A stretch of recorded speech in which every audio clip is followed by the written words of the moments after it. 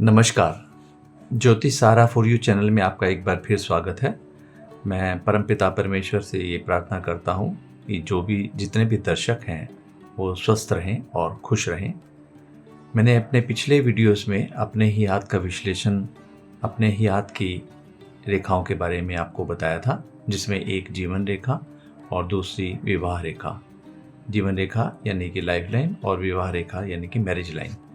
अब मैं शॉर्ट में आपको एक बार फिर से समझा देता हूँ। ये मेरा हाथ है,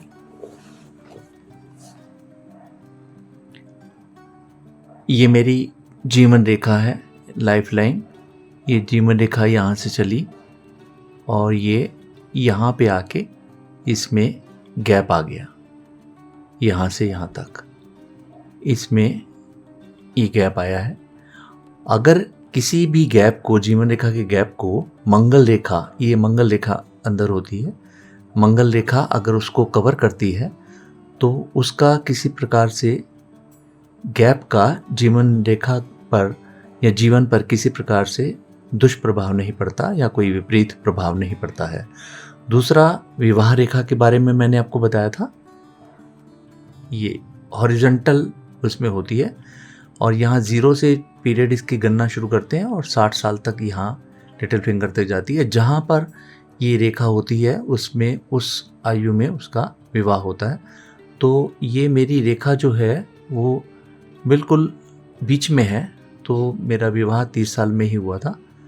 आज मैं आपको संतान रेखा के बारे में बताऊंगा। संतान रेखाएं या संतान रेखा वर्टिकल में होती है और वो मैरिज लाइन के बिल्कुल ऊपर होती है। अगर यह रेखा गहरी है